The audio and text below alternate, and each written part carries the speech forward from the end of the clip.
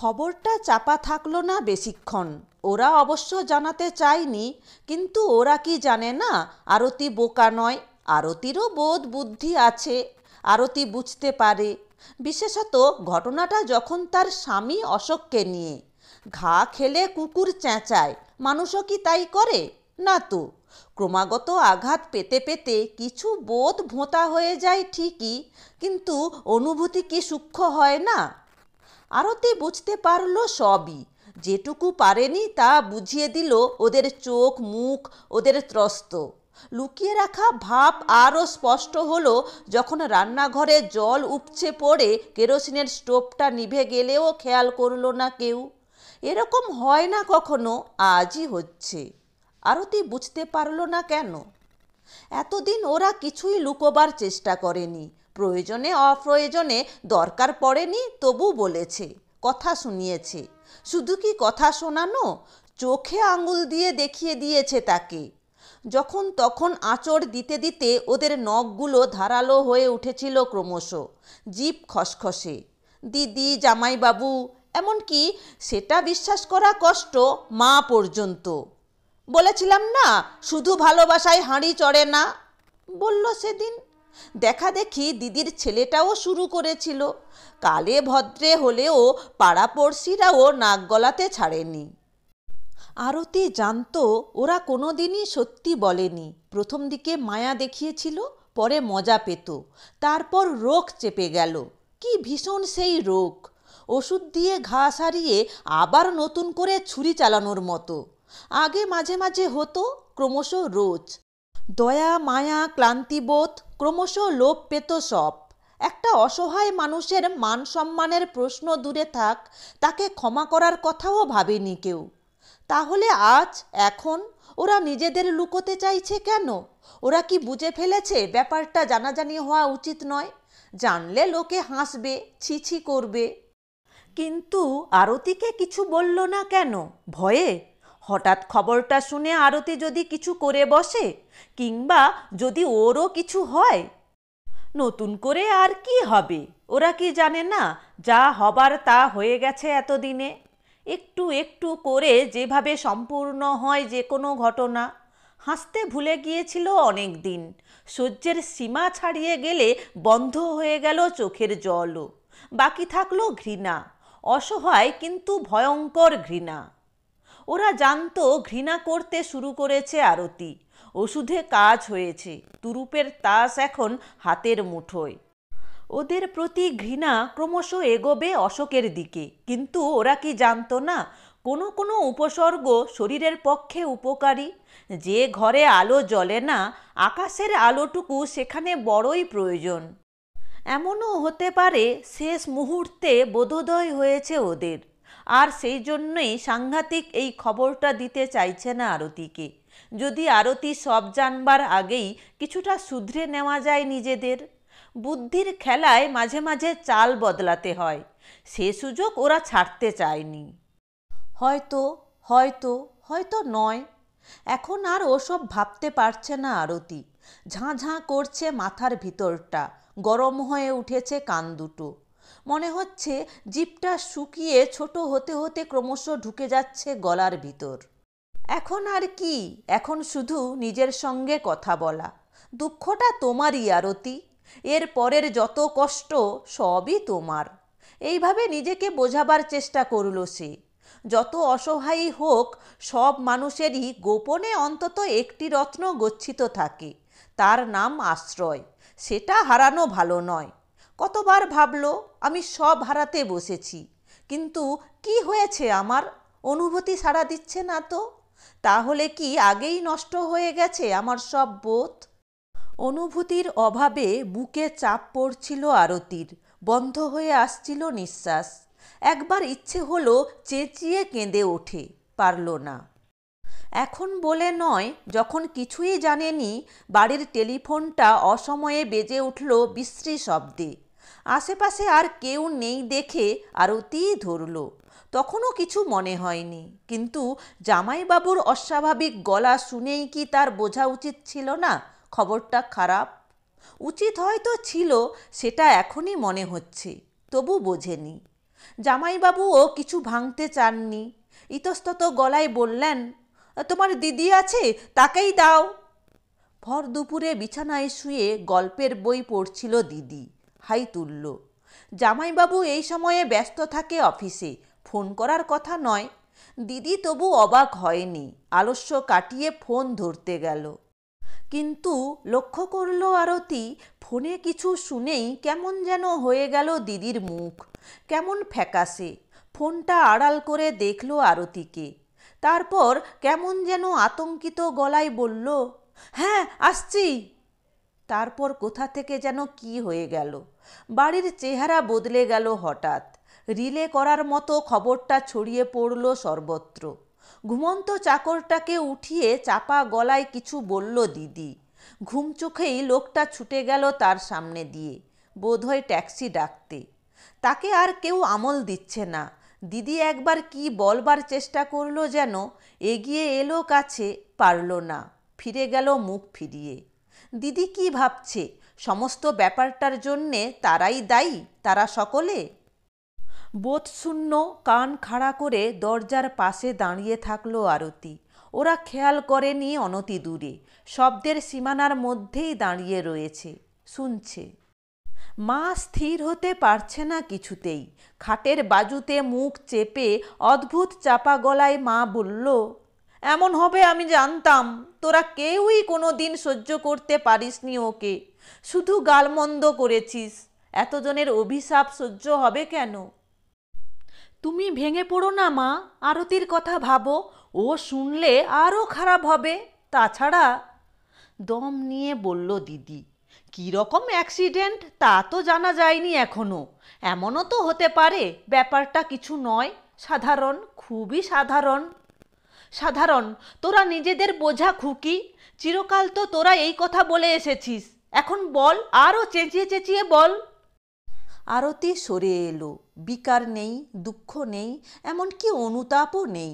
অথচ এখন তো স্পষ্টই হয়ে গেছে ঘটনা তাকে ঘিরেই। যার যায় তার কেন কিছুই মনে হয় না। নিজের ছোট্ট ঘরে ফিরে গিয়ে খাটের উপর চুপচাপ বসে থাকলো আরতি। কপালে হাত, সিঁথি ছুঁয়ে আছে একটি আঙুল। এখন একটি ভাবনা, অশোক কেমন আছে, সত্যি সত্যি এখনও আছে কি না। এই খবরটা অন্তত কেউ তাকে দিলে পারত। এই ভাবনাও স্থায়ী হলো না। বসে থাকতে থাকতেই হঠাৎ অনুভব করল তার গোটা শরীর কাঁপছে, ভীষণভাবে কাঁপছে। হঠাৎই তার মনে হলো, এমন হতে পারে না, অশোক তাকে এভাবে শূন্য করে যাবে না। এমন একটা সিদ্ধান্ত নেবার আগে অশোক কি একবারও ভাববে না আরতির কি হবে, আরতির কি হতে পারে? ভাববে। হাত পা শক্ত করে যেন নিজেকে শুনিয়ে শুনিয়েই ভাবল আরতি, আমি জানি তুমি ভাববে, তোমার দুঃখ কি আমি বুঝিনি? কিন্তু দুঃখই তো সব নয়। আরও কিছু কিছু অনুভূতি থাকে যা দুঃখের চেয়ে অনেক বড়। ভালোবাসা, যে ভালোবাসা দিয়ে এতকাল তুমি আমাকে ঘিরে রেখেছিলে, এত লাঞ্ছনা সয়েও আমি যার বিকল্প খুঁজিনি। যদি ভালোবাসা না থাকে তাহলে আমাদের এই 5 বছরের সম্পর্ক সব মিথ্যে। বাহিরে ট্যাক্সির হর্ন, চাকার শব্দ, ওরা চলে যাচ্ছে। দিদি, দিদির ছেলে অনন্ত। কোথায় নিয়ে গেছে অশোককে, কোন হাসপাতালে? ওদের কি উচিত ছিল না তাকেও সঙ্গে নিয়ে যাওয়া? যতই আড়াল করুক ওরা, সে নিজেই বলল না কেন জোর নেই। কিন্তু এই একটি জায়গায় এসে যখন সব শেষ হবার মুখে, সে কি জোর খাটাতে পারত না? ভয়ে হাত পা সিঁটিয়ে এলো আরতির, মাথা ভারী, বুক ঠেলে কি একটা উঠে আসতে চাইছে। বমি না কান্না বুঝতে পারল না ঠিক। বমি পাবার মুহূর্তে কোনো রকমে নিজেকে সামলে নিল সে। কেন মনে হচ্ছে অ্যাক্সিডেন্ট নয়, আত্মহত্যা? আত্মহত্যাই করতে গিয়েছিল অশোক। নিজেকে নিয়ে অনেক দিনই তো জ্বলছে, অনেক গ্লানির আগুনে পুড়ে পুড়ে। এতদিনে কি সে বুঝেছিল তাকে বাঁচতে হবে? আর বাঁচার একমাত্র পথ মৃত্যু। তা না হলে সুস্থ একটা মানুষ দগদগে দিনের আলোয় বাস চাপা পড়বে কেন? দুঃখে অপমানে যে অভ্যস্তই হয়ে উঠেছিল প্রায়, আজই হঠাৎ সে অন্যমনস্ক হয়ে পড়বে কেন? যেন উত্তরের খোঁজেই আরতি এবার ঘরের চারিদিকে তাকালো। ডান দিকের দেওয়ালে ঝুলছে তাদের বিয়ের ছবি, তার আর অশোকের। সব মিথ্যে। বাঁ দিকে তাকাতেই চোখে পড়ল বাবা এসে দাঁড়িয়েছেন দরজায়। নির্বিকার, ভাবলেশহীন মুখ। এত বেশি নির্বিকার যে দেখলে ভয় হয়। কি বলবেন বাবা, যা কেউই বলেনি, যে কথা এতক্ষণ সকলেই লুকিয়ে রেখেছে তার কাছে। হঠাৎ ভেঙে পড়ল আরতি। বাবা এসে বসলেন পাশে। ফুলে ফুলে সমস্ত শরীর মুচড়ে কাঁদতে লাগলো আরতি। ও আত্মহত্যা করেছে বাবা। না। কেন তোমরা লুকোচ্ছ? ওরা সব চলে গেল। আমি জানি যা হবার হয়ে গেছে। আরতি, ভুল করছিস, এমন হতে পারে না। গলা কাঁপছিল বাবার। ধৈর্য হারাস না। ধৈর্য?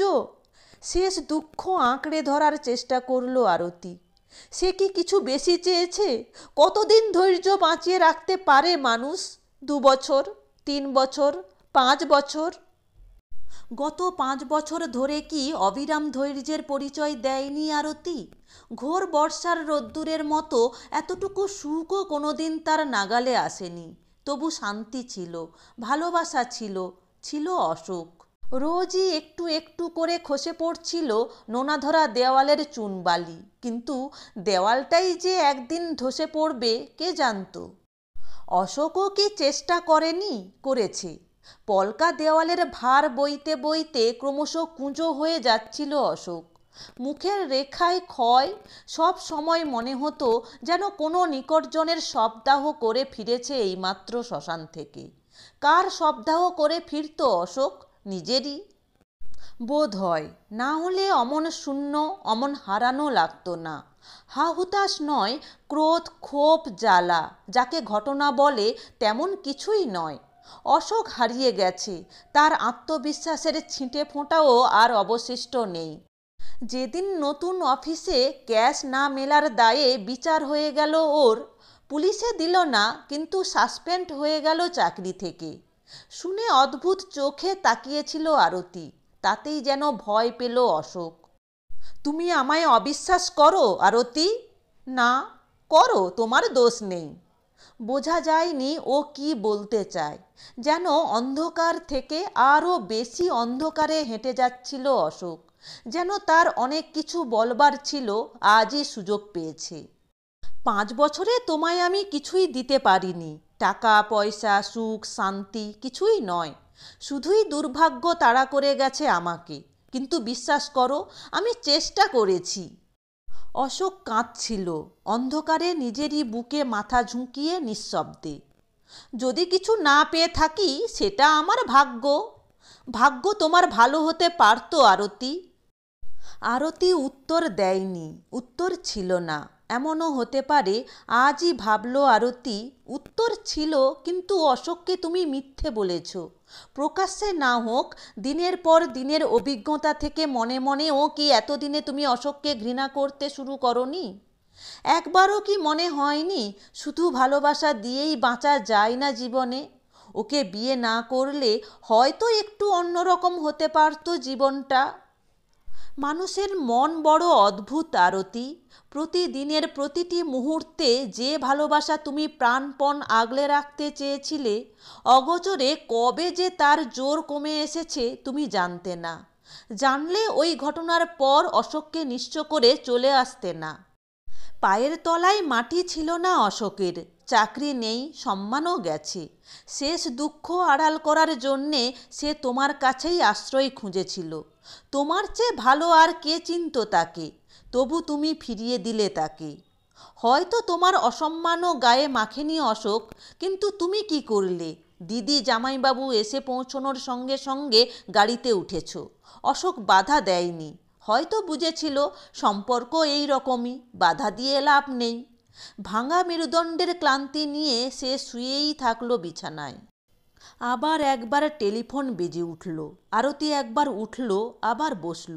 যেতে সাহস হলো না। ওরা কি মৃত্যুর খবরটা জানিয়ে দিল? চোখ তুলে আরতি দেখল বাবা এগুচ্ছেন টেলিফোনের দিকে। বাড়ি জুড়ে শূন্যতা। মা বোধহয় বিছানাই নিয়েছে। এতক্ষণের বিভ্রান্তি আর অবসাদের পর ক্রমশ এক নতুন বোধে স্নায়ু চঞ্চল হয়ে উঠল আরতির। এতদিনের অদেখা যেন স্পষ্ট হয়ে দেখা দিচ্ছে চোখে। পরস্পরের দিকে পিঠ ফিরিয়ে সেখানে মাথা খুঁড়ছে দুটি মানুষ। ওরা তোমায় কোনোদিনই মূল্য দেয়নি অশোক, আমার মূল্যও কেড়ে নিয়েছে। তবু ওরা আজ এত ছুটাছুটি করছে কেন? তোমার মৃত্যুর ভয় কি ওদের মনে করিয়ে দিচ্ছে কিছু? আরতি ক্রমশ হারিয়ে পড়ছিল নিজের মধ্যে। হঠাৎ মনে হলো একটা গাড়ি এসে থামল বুঝি। আশঙ্কায় নিঃশ্বাস বন্ধ হয়ে এলো তার। দিদি ফিরে এসেছে, সঙ্গে জামাইবাবুও। সম্ভবত এখনই সেই মুহূর্ত যখন তার ভেঙে ফেলা উচিত, নিজেকে কাঁদা উচিত। ঘরের দেওয়ালে পিঠ রেখে শেষ সংবাদ শোনার জন্যে প্রস্তুত হলো আরতি। কিন্তু ওরা দেরি করছে কেন? শেষ মুহূর্ত পর্যন্ত কি ওরা নিজেদের নিয়েই থাকবে? আরতি কোথায় মা?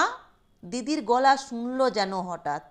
হাঁটুতে মাথা রেখে চুপ করে বসে থাকলো আরতি।